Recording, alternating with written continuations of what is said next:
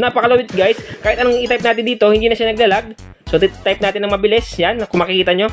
Ano ba, JJ, yan. Kung makikita nyo, napakabilis ng response time. So napakalaking tulong to guys, para mawala yung lag sa phone nyo. May tuturo ako sa inyong napakalupit na tricks. So kung kayo ay nakakaranas sa sobrang lag ng phone nyo pag tinatouch or pag nagta-type kayo sa message, sobrang lag at yung response time is talagang napakatagal. Halimbawa guys, nag-type kayo ng mga message nyo, kunyari nag-type kayo ng hello, napakatagal lumabas ng H dun sa my right message or kung saan man kayo nagta-type ng message nyo. Marami yung nagrereklamo na pag nagta-type sila, sobrang delay ng tina-type nila. Minsan naman, pag nagta-type sila, yung response time talaga napakatagal bago lumabas yung letter habang nagta-type ka. Ngayon guys, susolusyonan natin yan dito sa aking vlog. May tuturo ako sa inyong napaka-legit na application na makakatulong para ma-repair o maayos yung mga lag sa screen ng phone nyo. So una natin gagawin guys, punta tayo sa Play Store.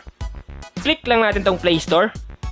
Then pag na-click na natin yung Play Store, punta tayo sa search engine ng Play Store. So click natin tong search engine. Then pag na-click na natin yung search engine, i-type natin yung touchscreen repair. So yun guys yung isa-search natin, touchscreen repair. Search lang natin. Then automatic lalabas kagad yung result. So ayan siya sa pinakaunahan, click lang natin yan. Yan guys yung ida-download natin sa Google Play Store. Touchscreen Repair. Yung creator niyan guys ay RedPie Apps. Ngayon guys, kung makikita nyo, meron na siyang 10 million plus download. So napakarami na nang download sa kanya. Ibig sabihin lang talaga guys, malupit tong application. Then meron na rin siyang 4.6 stars, 403k reviews. Napakarami na ng reviews niya. At kung makikita nyo guys yung ratings niya, 4.6, so malapit na sa 5. Ibig sabihin lang guys, legit na legit talaga yung application kasi maraming nagre-rate sa kanya. At kung magbabasa naman kayo ng mga comments and reviews, halos puro positive comments yung mababasa nyo. Katibayan lamang yan guys sa talagang satisfied lahat ng nagda-download nitong application. Ang una natin gagawin, kailangan muna natin i-download at i-install yung application na Touchscreen Repair. Then pag na-download na natin at na-install, huwag muna kayo mag-skip sa video kasi tuturo ko sa inyo step by step kung paano gagawin para ma-repair natin yung touchscreen ng cellphone nyo para hindi na siya mag-lag, para maging mabilis na yung response time niya na once na mag-click tayo ng mga letters or numbers, lalabas kagad. Ngayon guys, may ginawa akong actual video para mas madali nyo maintindihan at masundan yung mga steps na gagawin natin para magawa yung tricks na to. So panoorin nyo to. So yun guys, ituturo ko sa inyo kung paano gamitin itong application na Touchscreen Repair. So halimbawa na-download nyo at na-install yung application, click nyo lang. So ito yun, Touchscreen Repair, click lang natin. Then wait natin mag-open. So unang click natin ng application, ito yung makikita natin. Nakalagay dito, how it works. The app takes response times from 4 parts of your touchscreen. 3 such sample are taken for better accuracy. Using these values, the app applies a uniform response time throughout your touchscreen to give you a smoother user experience. So guys, napakalapit itong application, basta sundin natin yung mga step na gagawin. Kasi gagawin niyang smooth talaga yung experience ng pag-touch sa screen ng phone mo. Sabi dito, for best result, make a single quick tap. So dapat, single quick tap yung gagawin natin. Isang beses lang tayo mag-tap. Then sabi dito, don't make a long press. So wag tayo maglo-long press. Kunyari nag-tap tayo, alisin kagad natin. Wag natin ilo-long press. Then sunod, don't drag your finger. Wag natin i-drag yung finger natin para maging smooth yung performance sa screen ng phone natin. Then sunod, restart your device after the process is finished. So halimbawa tapos na tayo sa step by step na process, i-restart natin yung phone natin para gumana yung tricks na to. Click natin yung okay guys. Then dito tayo mapupunta. So guys, may apat dyan na parang box. 1, 2, 3, 4. Ang gagawin natin, click start. Click lang natin yung start. Then nakalagay dito, tap on the green area. Make a quick single tap. Don't make a long press. Don't drag your finger. So malinaw na malinaw yung instruction. I-tap natin yung kulay green. Dito, yan. I-tap natin yan ng mabilis. Make a quick single tap. Don't make a long press. So sundin natin kung ano yung sinasabi dito. Click muna natin yung okay. Then, itap natin to. Mabilisan lang guys ha. Click natin yung tap. Automatic. Please wait. Preparing area 2 for sample 1 response time collection. So, dito naman tayo magta-tap. Tandaan natin guys, dapat mabilis lang yung pag-tap natin. Tap natin. Then, please wait ulit. Tap ulit natin. So, dapat mabilis guys ha. Click ulit natin to. Tap. Then, please wait. Yan guys, click ulit natin yung tap. Mabilisan lang.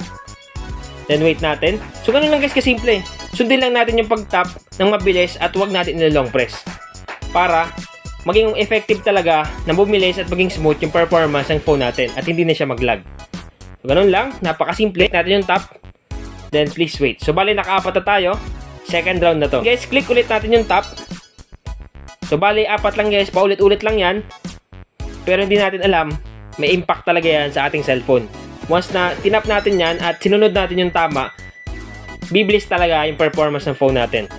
Kasi ito guys, parang sinusubukan niya yung response ng ating pagpindot. Kung mapapansin nyo pag nag-tap tayo, automatic, nag-please wait, naglo-loading kagad siya.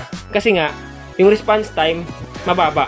So yan, Tecno Mobile Limited Tecno LC7 Android version 11, calculating reduced response time.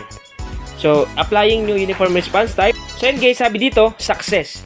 Your touchscreen response time has been reduced by 5 ms. What this means? Sabi dito, your touchscreen will respond better to touch. Touch lags are reduced. Typing on your keypad has become easier. We recommend you restart the device for best result. So napakalupit guys, sabi dito okay na daw yung touchscreen natin. So mas smooth na pagpipindot tayo, wala nang lag pag nagta-type tayo sa keyboard. Di ba nagte-text tayo or nagta-type tayo ng message sa Messenger, hindi na siya madedelay yung mga letters. So ang gagawin natin guys, i-restart natin para mabilis na at hindi na maglalag yung phone natin. So i-restart natin. Long press lang natin yung power button, then restart. So wait natin mag-restart yung phone natin. So guys, ganun lang kasimple at kadali. So yun guys, na-restart ko na yung phone. Antayin natin mag-reboot ng maayos. So yan, bilang tayo ng 10 seconds bago natin pindutin. 1, 2, 3, 4, 5, 6, 7, 8, 9, 10. Ngayon guys, subukan natin kung bumilis nga ba talaga i-touch yung screen ng phone natin. So yun guys, kung makikita nyo, napaka-smooth na ng performance ng aking cellphone. Mabilis na siya, hindi na siya katulad ng dati na pag nag-scroll down ako, sumasabit-sabit siya. Ngayon, para masubukan natin na hindi na siya delay sa pag-type, punta tayo sa message. So ngayon guys, nandito na tayo sa message. Subukan natin mag-type. Titingnan natin kung delay pa siya once na nag-type na tayo ng word or number. So try natin mag-type. Kunyari, hello. Pagmasdan nyo guys, magta-type ako H. So yan, kung makikita nyo, kada type ko, lumalabas kaagad sa screen yung tinatype natin. So napakalawit guys, kahit anong i-type natin dito, hindi na siya naglalag. So type natin ng mabilis, yan, kung makikita nyo. H, JJ, yan. Kung makikita nyo, napakabilis ng response time. Sa mga hindi pa nakafollow sa ating bagong Facebook page, pakifollow na lang yung Facebook page natin na Mindtech. Take note lang Mindtech lang yung nakalagay, walang PH or official. Pakifollow na lang para lagi kayong updated sa mga bagong post natin sa YouTube at sa ating bagong Facebook page. So napakalaking tulong to guys para mawala yung lag sa phone nyo. So sana guys nakatulong tong vlog ko ngayon. Once again naman, Mindtech PH, thank you and God bless all.